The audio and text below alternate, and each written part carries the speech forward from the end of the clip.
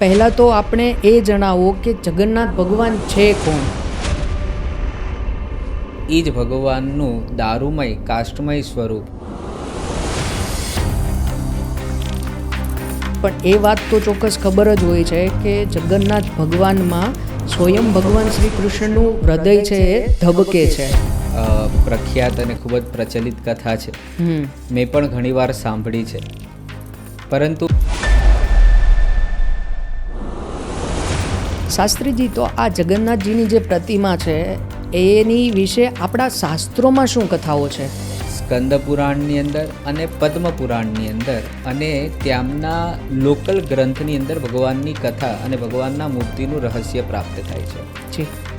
વિશ્વકર્મા સ્વરૂપે ત્યાં તો કે જે યજ્ઞશાલા હતો એની અંદર તો કે ચારેકોર પડદા બાંધીને ભગવાન પોતે અંદર તો કે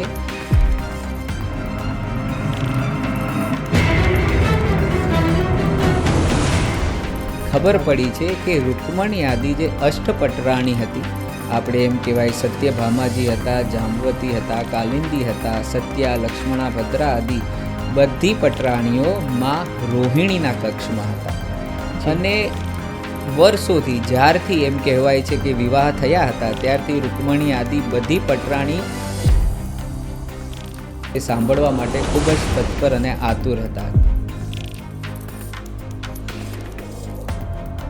અને વૃદ્ધ સ્વરૂપે મૂર્તિકાર સ્વરૂપે ભગવાન પોતે આવ્યા અને એમણે ઇન્દ્રદ્યુમ્ન રાજાને કહ્યું કે હું અંદર ગર્ભગૃહમાં મૂર્તિ બનાવું છું પણ હું મૂર્તિ આખી બનાવીને બહાર ન નીકળું ત્યાં સુધી.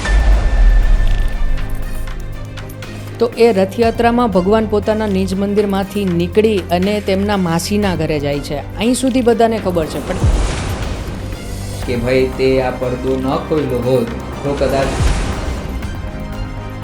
ભગવાન પોતે એમને ત્યાં મળવા માટે જાય છે. 7 દિવસ પોતાના માસીની ત્યાં રોકાય છે. શાસ્ત્રીજી, જે લોકો પુરીમાં ગયા છે એ બધા લોકોને એ તો ખબર જ છે કે ત્યાંના પ્રસાદ, અને આજે પણ માતાજી પોતે ત્યાં આવે છે અને ભગવાન માટે પ્રસાદ બનાવે છે. વાહ!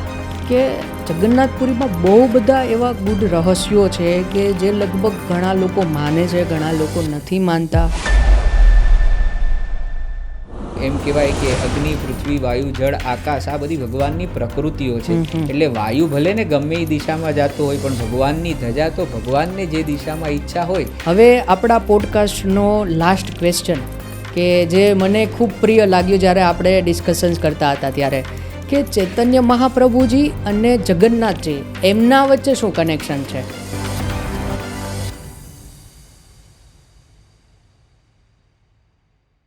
જેમનું નામ જ કાફી છે અને જે ધામ ઘણા બધા રહસ્યનો ખજાનો છે અને જેમની રથયાત્રા માટે એમના ભાવિ ભક્તો આખું વરસ રાહ જુએ છે, એવા પ્રભુ શ્રી જગન્નાથજી, તેમની રથયાત્રા અને પુરી ધામના સમગ્ર રહસ્યો વિશે આજે આપણે ચર્ચા કરીશું. આજે આપણી સાથે આ પવિત્ર વિષય પર વાત કરવા માટે એક ખાસ મહેમાન ઉપસ્થિત છે, જેઓ આપણી સનાતન સંસ્કૃતિ અને મોડર્ન સાયન્સનો અદ્ભુત સમન્વય છે, જેમનું સ્ટડી અને રેસિડેન્ટ મુંબઈ છે, જેઓ આપણા દેશની સાથે સાથે વિદેશમાં પણ કર્મકાંડ, જ્યોતિષ અને વૈદિક વિવાહ જેવા કર્મો સાથે સંકળાયેલા છે, અને જેઓ ટાટા સ્કાય અને ડીશ ટીવી પર પુરાણ અને એસ્ટ્રો કથા જેવા સુપરહિટ શો આપી ચૂક્યા છે, અને જેઓ પોતે એક ભાગવતાચાર્ય છે, એવા આદરણીય શ્રી સમીરભાઈ વ્યાસ. જય શંભુનારાયણ શાસ્ત્રીજી. જય શંભુનારાયણભાઈ. જે પણ આપણા પોડકાસ્ટનો ટોપિક છે એ પ્રમાણે પહેલાં તો આપણે એ જણાવો કે જગન્નાથ ભગવાન છે કોણ? તમારા સવાલમાં જ તમારો જવાબ છે. જી. જે જગતના નાથ છે એ જગન્નાથ ભગવાન છે. જી. પૂર્ણ પુરુષોત્તમ ભગવાન શ્રી કૃષ્ણનું વાંગમય સ્વરૂપ એટલે કે શ્રી ભાગવત. બરાબર. અને એ જ ભગવાનનું દારૂમય કાષ્ટમય સ્વરૂપ એટલે કે જગન્નાથ ભગવાન છે. કળિયુગમાં પણ હર યુગમાં ભગવાન જ્યાં પ્રત્યક્ષ રૂપે બિરાજમાન છે અને ભક્તોને તો કે દર્શન દેવા માટે ભગવાન જે સ્થાન ઉપર છે એ સ્થાન એટલે કે જગન્નાથ.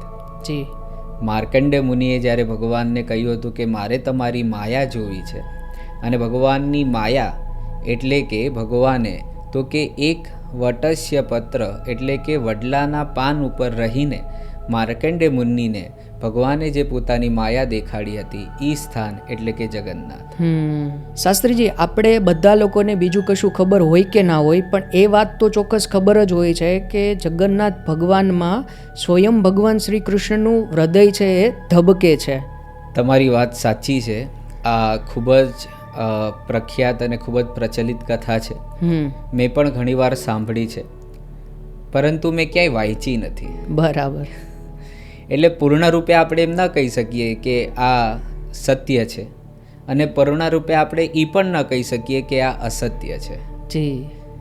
ભગવાન પૂર્ણ પુરુષોત્તમ ભગવાન પોતે એમ કહેવાય છે કે પોતાના બેન સુભદ્રાજી અને બલભદ્રજી પોતાના મોટાભાઈ અને સુદર્શન ચક્ર સાથે જ્યાં આજે પણ બિરાજમાન છે એ સ્થાન છે એને આપણે જગન્નાથ કહીએ છીએ. જગન્નાથ ભગવાનની કથા આપણને ઘણા બધા પુરાણોમાં પ્રાપ્ત થાય છે. બ્રહ્મ વૈવર્તક પુરાણમાં આપણે ભગવાનની કથા પ્રાપ્ત થાય છે. પદ્મ પુરાણના ઉત્તરખંડની અંદર ભગવાનની કથા પ્રાપ્ત થાય છે, જ્યાં મહર્ષિ વેદવ્યાસજી જૈમિની ઋષિને તો કે જગન્નાથ ભગવાનનું મહાત્મ્ય કહે છે. સ્કંદ પુરાણની અંદર વિસ્તાર રૂપે અગર આપણે વિસ્તારથી ડીપલી જગન્નાથ ભગવાન જગન્નાથપુરી ક્ષેત્રની મહિમા જાણવી હોય, ભગવાનની મહિમા જાણવી હોય, તો સ્કંદ પુરાણની અંદર વૈષ્ણવ ખંડ છે અને એના અંદર ઉત્કલખંડ એટલે આજનું ઓડિશા, એની અંદર પુરુષોત્તમ ક્ષેત્રના 60 અધ્યાયની અંદર જૈમિની ઋષિ શૌનકાદિ ઋષિઓને તો કે જગન્નાથપુરી પુરુષોત્તમ ક્ષેત્રની મહિમા અને ભગવાનની કથા કહે છે. અચ્છા. તો ત્યાં તમને ચોક્કસ ભગવાનની બધી કથા પ્રાપ્ત થશે. પણ આ જે સવાલ છે એ આપણી ત્યાં દંતકથાઓ હોય, ભાવ જગત હોય, બોધ કથાઓ હોય છે. તો દંતકથામાં ચોક્કસ માનવામાં આવે છે, લોકો માને છે, પરંતુ પૂર્ણતા રીતે સાચું પણ ન કહી શકીએ અને ખોટું પણ ન કહી શકીએ. ખૂબ સારી વાત કરી શાસ્ત્રીજી. તો હવે શાસ્ત્રીજી એ જણાવો કે જગન્નાથપુરીમાં જે ભગવાન જગન્નાથજીની મૂર્તિ છે, પ્રતિમા છે, એ બીજા બધા સ્વરૂપો કરતાં અલગ કેમ છે? આપણે કહીએ ને કે આપણે દર્શન કરવા જઈએ ભગવાનના, ત્યારે આપણે ભગવાનનો વૈભવ જોતા હોય છે, ભગવાનનો કહેવાય કે શૃંગાર જોતા હોય છે. ભગવાનનું આપણે તો કે કેટલા સુંદર છે, કેટલા મધુર છે, કેટલો સારો શૃંગાર કર્યો છે, અને આપણને તો કે ભગવાન ખૂબ સારા લાગે છે. રાઈટ. કદાચ ભગવાન એવું વિચારતા હશે કે આ વખતે હું એક એવું સ્વરૂપ લઉં કે જે સ્વરૂપમાં કોઈ પ્રકારનો વૈભવ કે શૃંગાર ન દેખાય, અને હું જ સ્વયં હોઉં. તો જે મારા ભક્તો છે એને મારું વૈભવ પ્રિય છે, મારો શૃંગાર પ્રિય છે, એને તો કે એ સંપદા પ્રિય છે કે હું પ્રિય છું. જે સાચો ભક્ત હશે એ ભગવાનને એ કાષ્ટમય, ભગવાન એક કાષ્ટ એટલે કે લાકડાના સ્વરૂપે ત્યાં છે. અને તમે અગર જગન્નાથ ભગવાનના દર્શન કરવા જાઓ તો ત્યાં ભગવાનનું પૂર્ણ સ્વરૂપ પણ નથી દેખાતું, અને સુભદ્રાજીના તો હાથ પગ પણ નથી હોતા. અચ્છા. કહેવાનો તાત્પર્ય કે ભગવાન નિર્ગુણ નિરાકાર જે સ્વયં બ્રહ્મ છે, એ બ્રહ્મ પોતે પોતાનું તો કે એવું સ્વરૂપ ભગવાન ભક્તોને દેખાડે છે કે જેનાથી ભક્તોને ભગવાન પ્રત્યે સાચો પ્રેમ છે કે નહીં એ જાણવાની આપણને વાત મળે. શાસ્ત્રીજી, તો આ જગન્નાથજીની જે પ્રતિમા છે એની વિશે આપણા શાસ્ત્રોમાં શું કથાઓ છે? જે મેં તમને કહ્યું કે આપણી ત્યાં મહાભારતની અંદર, બ્રહ્મ વૈવર્તક પુરાણની અંદર, સ્કંદ પુરાણની અંદર અને પદ્મ પુરાણની અંદર અને ત્યાંના લોકલ ગ્રંથની અંદર ભગવાનની કથા અને ભગવાનના મૂર્તિનું રહસ્ય પ્રાપ્ત થાય છે. આપણે સ્કંદ પુરાણમાં જોઈએ તો સ્કંદ પુરાણની કથા અનુસાર ઇન્દ્રદ્યુમ્ન નામના એક રાજા હતા, જે અવંતિકા નગરીના રાજા હતા. અને ઇન્દ્રદ્યુમ્ન નામના રાજાએ સેંકડો રાજસુ યજ્ઞ અને અશ્વમેઘ યજ્ઞ કરી લીધા હતા. બ્રહ્મલોકની અંદર, ઇન્દ્રલોકની અંદર બધે જ દેવી દેવતાઓ વચ્ચે તો કે ઇન્દ્રદ્યુમ્નની વાહવા થતી હતી. અચ્છા. એક દિવસ ભગવાન એમના સ્વપ્નમાં આવ્યા. એમ કહેવાય છે કે જ્યારે ઇન્દ્રદ્યુમ્ન નામના રાજા તો કે પૂજા કરતા હતા ત્યારે એમને સ્વપ્નમાં આવ્યા અને એમને દર્શન દીધા. એમણે એક દ્રશ્ય જોયું.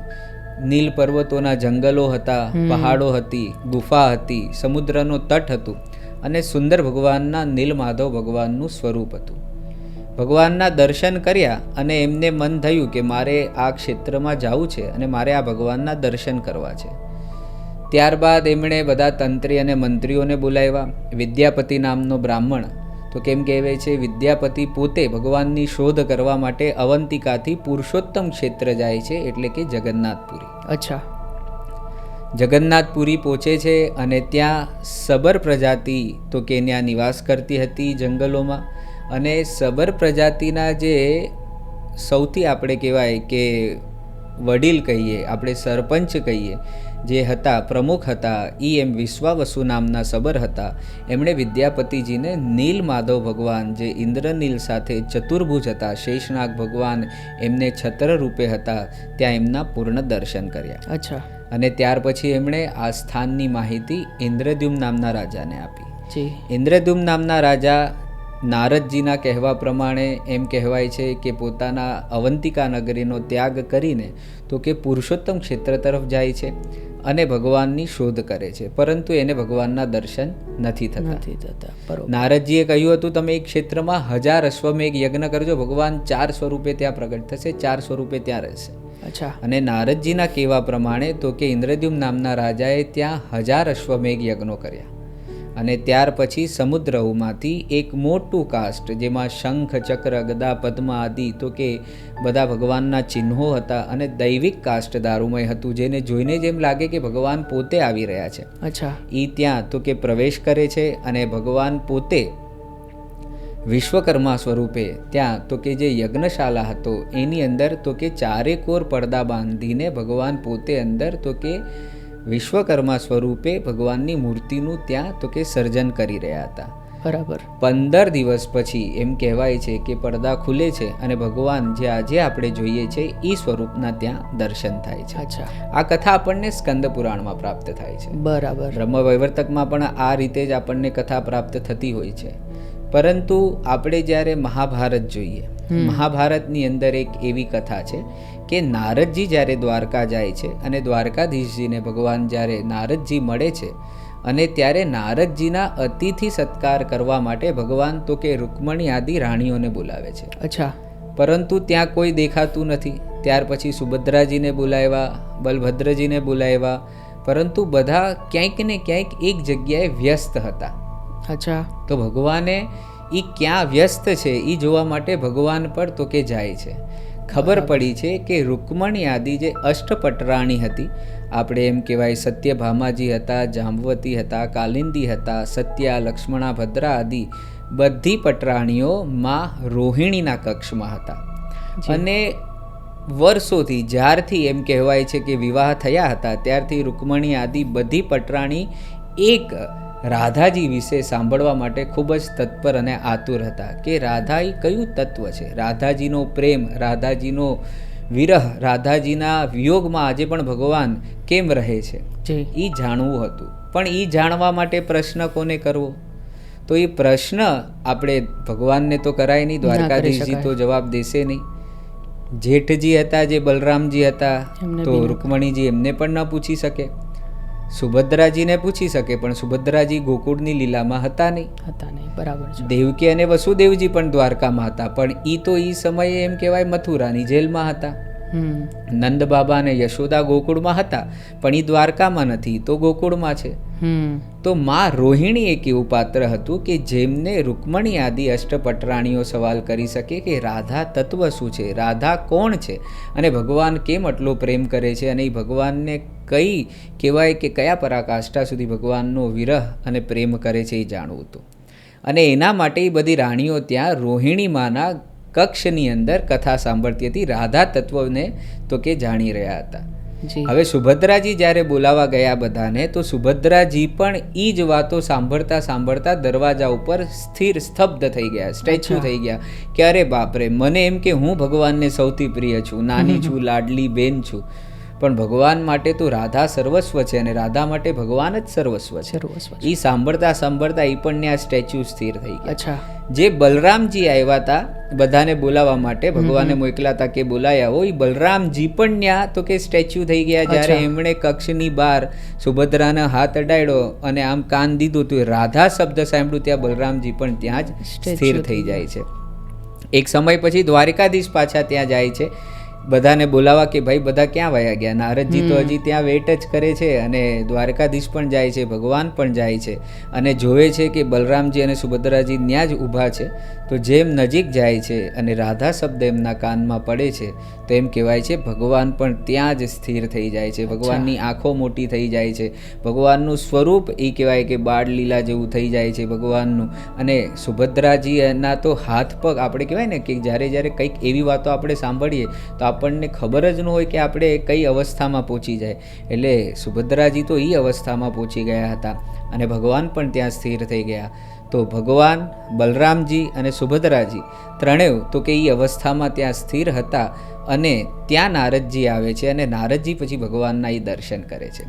અને નારદજી જ્યારે ભગવાનના દર્શન કરે છે ત્યારે ભગવાનને પ્રાર્થના કરે છે કે હે ભક્ત વત્સલ, તમે તો કરુણા નિધાન છો, તમારું આવું જે મધુર્ય સ્વરૂપ છે, આવું જે દિવ્ય સ્વરૂપ છે, હે ભગવાન આ બધા ભક્તોને ચોક્કસ પ્રાપ્ત થવું જોઈએ. એટલે ભગવાનને પ્રાર્થના કરી મનોમન કે જેમ તમે મને આ સ્વરૂપના દર્શન દીધા છે એમ બધા ભક્તોને દર્શન દેજો. એટલે એ જ સ્વરૂપે એમ કહેવાય છે કે ભગવાન આજે તો કે જગન્નાથમાં છે.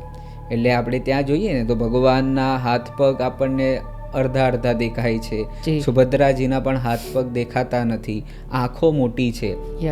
એટલે આપણે કોઈક એવી વાત સાંભળી હોય તો આપણે કેમ આંખ મોટી થઈ જાય, કાન સબ થઈ જાય, આપણે આમ શોક થઈ જાય. એટલે રાધા તત્વને સાંભળીને ભગવાન પણ એ અવસ્થામાં એ કહેવાય કે પરાકાષ્ઠામાં પહોંચી ગયા હતા, સુભદ્રાજી અને બલરામજી. અને એ જ અવસ્થાના દર્શન નારદજીએ કર્યા અને નારદજીએ ભગવાનને મનોમન પ્રાર્થના કરી.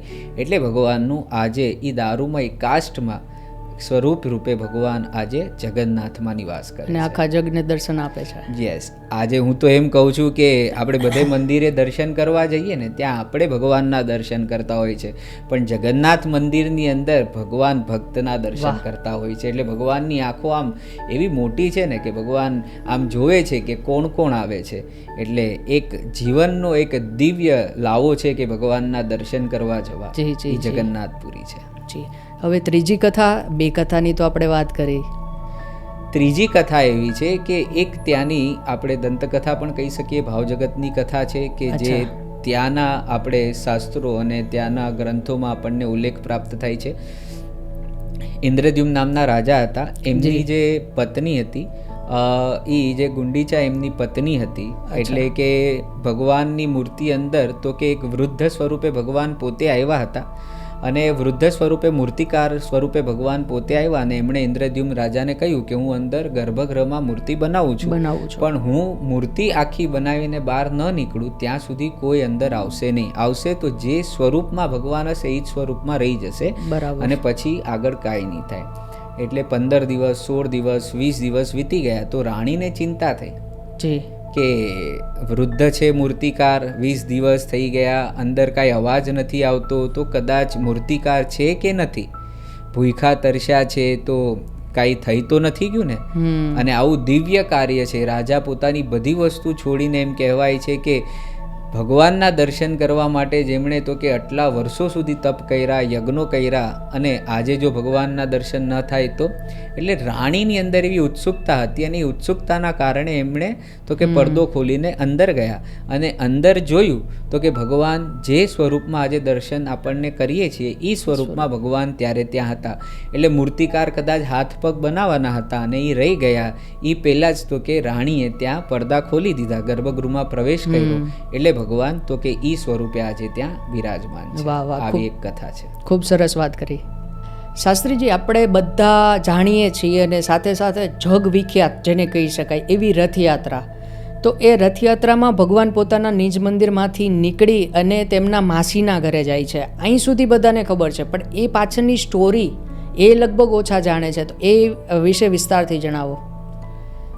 ભગવાનની લીલા અપરંપાર છે. ભગવાન મહાભારતના યુદ્ધની અંદર એમ કહેવાય છે અર્જુનનો રથ હાંકે છે. પોતાના ભક્તને ધર્મની સ્થાપના કરવા માટે ભગવાન તો કે સારથી બને છે અને એ જ ભક્ત વત્સલ ભગવાન એમ કહેવાય છે કે પોતાના બધા ભક્તોને દર્શન દેવા માટે પોતાના મંદિરથી, પોતાના ગર્ભગૃહથી બહાર આવે છે.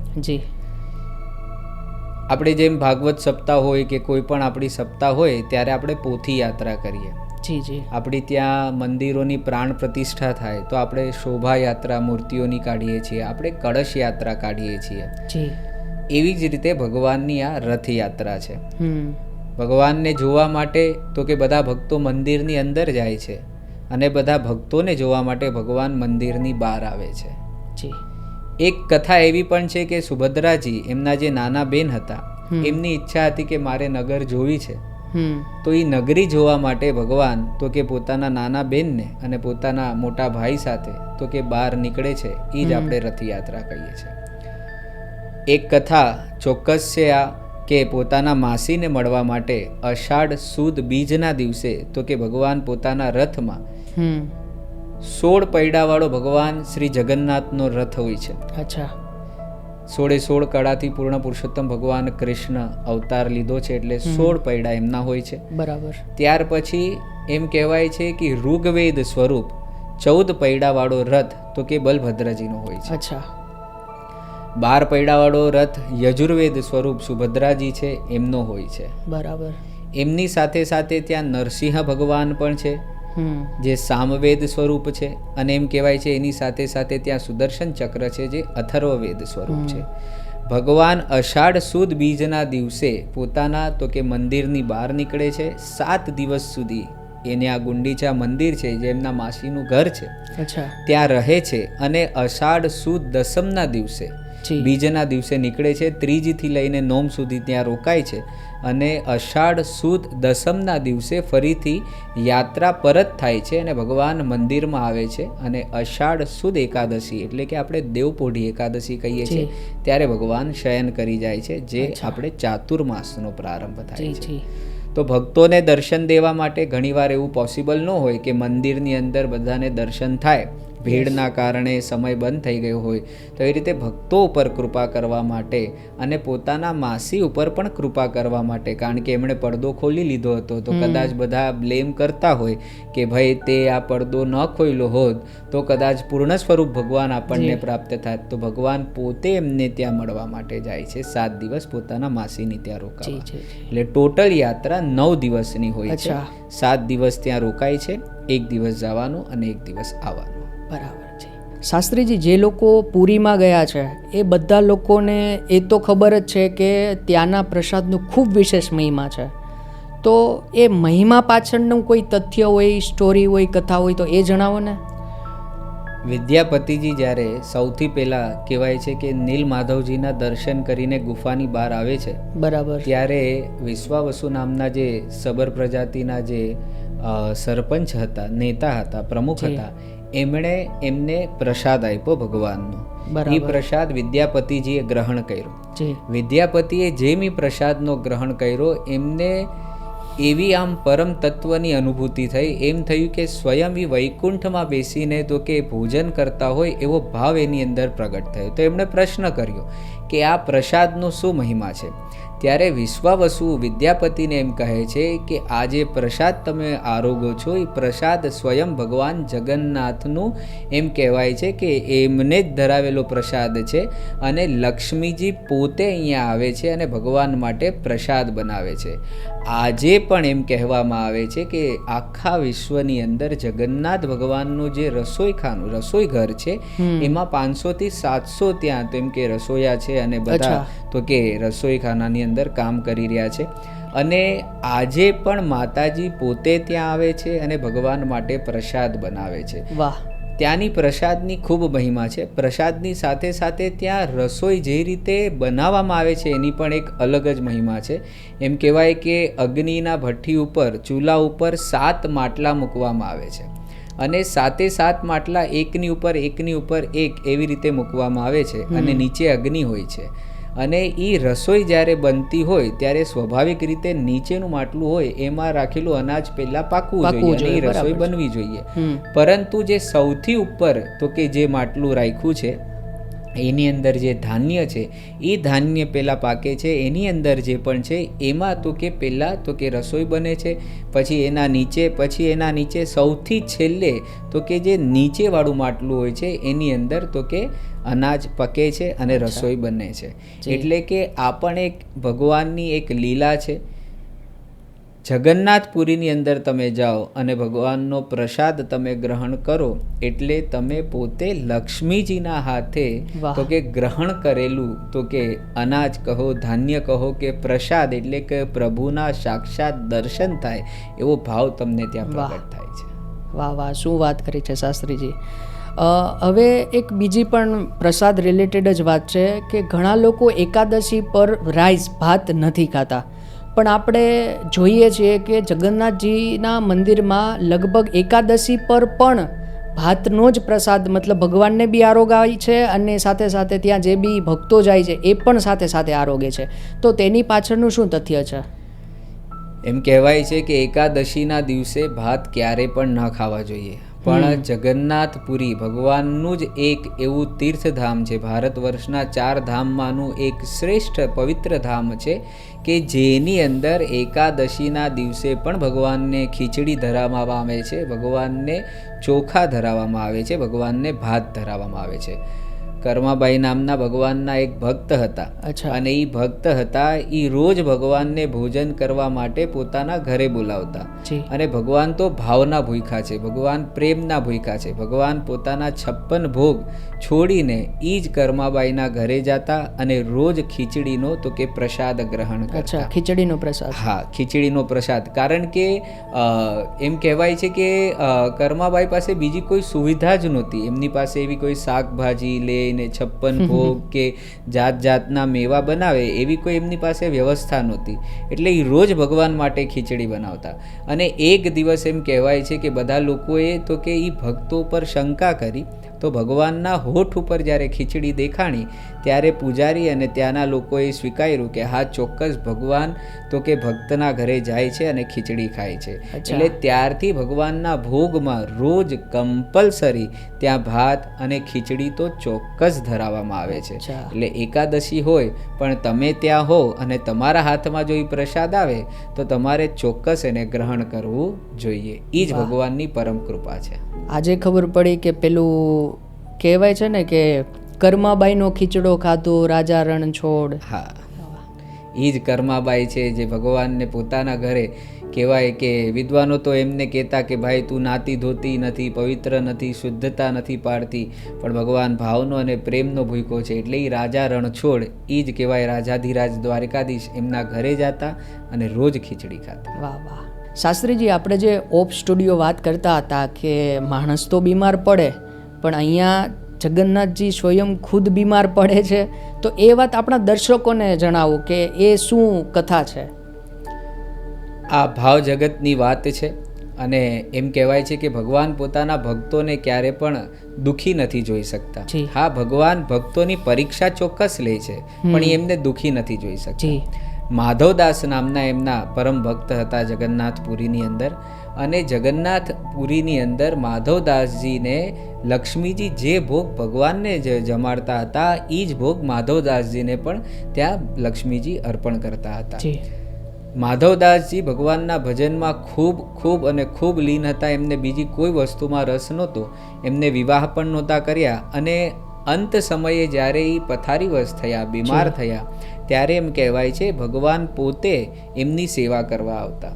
અને જગન્નાથ ભગવાન પોતે જ્યારે માધવદાસની સેવા કરતા ત્યારે માધવદાસજીએ ભગવાનને કહ્યું કે ભગવાન, તમે આ મારી સેવા કરો છો એના કરતાં તમે આ મારું દુઃખ જ બધું દૂર કરી દો. ત્યારે ભગવાન એમ કહે છે કે ભક્ત, તમે મારા ખરા, પરંતુ જે તમારું પ્રારબ્ધ છે એ તો તમારે ભોગવવું જ પડશે અને હજી 15 દિવસ તો તમારે બીમાર રહેવું જ પડશે. અને ત્યારે ભગવાન એમ કહે છે પણ તમે કીધું છે તો એક કામ કરીએ, હવે આગળના 15 દિવસ તમારી જગ્યાએ હું બીમાર રહીશ. એટલે ભાવ જગતની અંદર ભક્તની બીમારી પણ ભગવાન પોતે લઈ લે છે. એટલે ભગવાન ભક્તો ઉપર એટલી પરમ કૃપા કરે છે. હવે શાસ્ત્રીજી, આપણે એ વાત પર ચર્ચા કરીએ કે લગભગ બધા લોકોને આ વિષય પર જાણવાની થોડી વધારે ઉત્સુકતા હોય છે કે જગન્નાથપુરીમાં બહુ બધા એવા ગૂઢ રહસ્યો છે કે જે લગભગ ઘણા લોકો માને છે, ઘણા લોકો નથી માનતા. તો એ વિષય તમે જણાવો. આપણા શાસ્ત્રોમાં, પુરાણમાં પુરુષોત્તમ ક્ષેત્ર એટલે કે જગન્નાથપુરીના ઘણા બધા આપણે રહસ્યો લખ્યા છે. એમાંનું એક રહસ્ય છે, એક દિવસ યમ દેવતા ભગવાન પાસે આવે છે અને કહે છે કે ભગવાન, વૈકુંઠમાં તો ઘણા બધા લોકો હવે જાય છે, પણ મારી નરકપુરીમાં કોઈ આવતું નથી. બરાબર. ત્યારે ભગવાન એમને કહે છે કે તમે પુરુષોત્તમ ક્ષેત્રમાં જાઓ. અને ત્યાં જઈને એ જોવે છે કે એક કાગડો ત્યાં જે કુંડ છે એ કુંડની અંદર સ્નાન કરે છે અને બહાર નીકળે છે. તો એ કાગડો તો કે ભગવાન જેવા જ સ્વરૂપમાં આવીને બહાર નીકળે છે અને એમનું તો કે વૈકુંઠમાં સ્થાન પ્રાપ્ત થાય છે. એટલે કે સ્કંદ પુરાણમાં વૈષ્ણવ ખંડની અંદર આ કથા પ્રાપ્ત થાય છે કે પુરુષોત્તમ ક્ષેત્ર એટલે કે જગન્નાથપુરીની અંદર અગર કોઈનું મૃત્યુ થાય તો એમ કહેવાય છે એને ફરીથી આ પુનરપી જનનમ પુનરપી મરણમ આ સાયકલની અંદર આવવું પડતું નથી. એમનો મોક્ષ જ થાય છે, એમના બધા પાપ ધોવાઈ જાય છે અને ભગવાનનું ધામ એમને પ્રાપ્ત થાય છે. એટલે ઘણા બધા લોકો સ્પેશિયલ ત્યાં જઈને એવી ઈચ્છા કરતા કે મારું મૃત્યુ અહીંયા જ થાય. અચ્છા. બીજા એવા પણ રહસ્યો છે આજે આપણે જોતા હોઈએ છીએ અને ઘણીવાર આપણે સાંભળતા હોઈએ છીએ. અને એ ચોક્કસ ભગવાનની ત્યાં એવી પણ મહિમા છે અને ભગવાનની એવી લીલા છે કે ત્યાં જે સમુદ્ર છે એ સમુદ્રના જે પણ મોજા છે એ મોજાનો અવાજ આપણને મંદિરની અંદર આવતો નથી, કારણ કે ભગવાન પ્રત્યક્ષ ત્યાં બિરાજમાન છે, ભગવાન ત્યાં છે જ. એટલે એમ કહેવાય છે યુગો યુગો કલ્પો કલ્પો સુધી પ્રલય થાય પણ ભગવાન ત્યાંથી જાતા નથી. એટલે ભગવાનને ડિસ્ટર્બ ન થાય એટલે સમુદ્ર દેવ પણ એમને ડિસ્ટર્બ નથી કરતા. બરાબર. સુદર્શન ચક્ર છે એમની પણ મહિમા છે. ભગવાન ત્યાં ચતુર્મૂર્તિ અને 4 સ્વરૂપે ત્યાં ભગવાન પ્રગટ થવાના છે એવું નારદજીએ પણ કહ્યું હતું ઇન્દ્રદ્યુમ્ન નામના રાજાને. તો એમાં તો કે ભગવાન પોતે, ભગવાનના મોટા ભાઈ બલભદ્રજી, સુભદ્રાજી અને ચોથા સુદર્શન ચક્ર પોતે. તો એ કાસ્ટમાંથી સુદર્શન ચક્રનું પણ ત્યાં નિર્માણ થયું હતું અને એમની પણ ત્યાં પ્રતિષ્ઠા થઈ હતી. એટલે ત્યાં ગમે ત્યાંથી આપણે જોઈએ ને તો સુદર્શન ચક્ર આપણને આપણી સમક્ષ જ જોવે છે એવો ભાવ આપણા અંદર પ્રગટ થાય છે. અને એવું હોઈ શકે કે સુદર્શન ચક્રની પોતાનો ગ્રેવિટેશનલ ફોર્સ હોય, એમની ઓરા હોય, એના કારણે જેમ દ્વારકાની અંદર સુદર્શન ચક્ર હોય એટલે કોઈ અંદર ના આવી શકે, લંકામાં ઓલી લંકીની હતી, એવી રીતે અહીંયા જગન્નાથ ભગવાનના ક્ષેત્રમાં સ્વયં સુદર્શન ભગવાન છે. એટલે એના ઉપરથી કોઈ પક્ષી કે કોઈ વિમાન ક્યારે પણ જાતું નથી. અને ભગવાનની તો એમ કહેવાય કે અગ્નિ, પૃથ્વી, વાયુ, જળ, આકાશ આ બધી ભગવાનની પ્રકૃતિઓ છે. એટલે વાયુ ભલે ને ગમે એ દિશામાં જાતો હોય પણ ભગવાનની ધજા તો ભગવાનને જે દિશામાં ઈચ્છા હોય એ જ દિશામાં ફરકતી હોય છે. એટલે વાયુના વિરોધાભાસની અંદર ભગવાનની ત્યાં ધજા પણ ફરકે છે. લોકો એવું પણ માને છે અને ત્યાં દર્શન કરીને આવે છે અને દર્શન કરવા જાય છે તો એ જોવે છે કે ભગવાનનો જે મંદિરનો ઘુમ્મટનો જે પડછાયો હોય છે એ પડછાયો ત્યાં પડતો નથી અને દેખાતો નથી. તો આવા ઘણા બધા ભગવાનના સ્થાનના ત્યાં મહિમા છે અને એવા રહસ્યો છે જે આપણે ચોક્કસ ત્યાં જવું જોઈએ અને આપણે એનો તો કે પ્રત્યક્ષ રૂપે આપણે એમનું તો કે એ રહસ્યોને આપણે પોતે માણવા જોઈએ, એક્સપિરિયન્સ કરવો જોઈએ. હવે આપણા પોડકાસ્ટનો લાસ્ટ ક્વેશ્ચન કે જે મને ખૂબ પ્રિય લાગ્યું જ્યારે આપણે ડિસ્કશન્સ કરતા હતા ત્યારે, કે ચૈતન્ય મહાપ્રભુજી અને જગન્નાથજી એમના વચ્ચે શું કનેક્શન છે? ગૌર સંપ્રદાયના આપણે કહેવાય કે સંસ્થાપક જેમણે ગૌર સંપ્રદાય પ્રારંભ કર્યો અને આજે કળિયુગની અંદર બધાનું કલ્યાણ થાય એવો મંત્ર બધાને આપ્યો, હરે કૃષ્ણ કૃષ્ણ કૃષ્ણ હરે હરે. આજે કંઈ પણ અવસ્થામાં, કંઈ પણ વ્યવસ્થામાં, કંઈ પણ રીતે એ મંત્રનો આપણે જાપ કરી શકીએ છીએ અને આપણું કલ્યાણ કરી શકીએ છીએ. એમ કહેવાય છે કે શ્રી ગૌરાંગ પ્રભુ એટલે કે શ્રી ચૈતન્ય મહાપ્રભુજી બંગાળમાં એમનો જન્મ થયો હતો અને બંગાળમાં જન્મ થયો અને ત્યારબાદ વિવાહ પણ થયા, પરંતુ એ તો હરિબોલ હરિબોલ હરિબોલ એ જ નામ કીર્તનમાં પડ્યા હતા. અને એ જ્યારે જગન્નાથપુરી જાય છે અને જગન્નાથપુરી જ્યારે જાય છે, ભગવાનના દર્શન કરે છે તો ત્યાં નૃત્ય કરે છે, કીર્તન કરે છે. ત્યાં કીર્તન કરતા કરતા તો કે બેભાન થાય છે, ફરીથી ઊભા થાય છે, નૃત્ય કરે છે, કીર્તન કરે છે. અને એવું કહેવામાં આવે છે કે ભગવાનના કીર્તનમાં એટલા લીન થઈ ગયા, એકાકાર થઈ ગયો. જેમ બેટ દ્વારકામાં મીરાબાઈ તો કે ભગવાનના દર્શન કરીને ગર્ભગૃહમાં ગયા પાછા બહાર આવ્યા નથી, કોઈને ખબર નથી કે મીરાબાઈ ક્યાં છે. એ ભગવાન સાથે તો કે મળી જાય છે. મળી એવી રીતે જાય છે. ચૈતન્ય મહાપ્રભુજી પણ જગન્નાથપુરીમાં કીર્તન કરતા કરતા મંદિરની અંદર જાય છે, ભગવાનના દર્શન કરે છે, ગર્ભગૃહમાં જાય છે, પછી ત્યાંથી બહાર આવતા નથી. એટલે ભગવાન સાથે એમનો એકાકાર થઈ જાય છે અને સ્વયં ભગવાન એમને પોતાની સાથે તો કે સ્થાપિત કરે છે. આટલી આપણી ડીપ ચર્ચા કે જેને કારણે હવે અંદરથી એવું થાય છે કે બહુ શોર્ટ ટાઈમમાં એક વખત તો આપણે પુરીમાં જવું છે, જગન્નાથપુરી દર્શન કરવા જવું છે. જગન્નાથપુરીની યાત્રા માત્ર મંદિર માટે નથી, એ આપણા અંતઃકરણમાં નિવાસ કરતા પરમાત્મા સુધીની છે. જગતના નાથ, જય જગન્નાથ.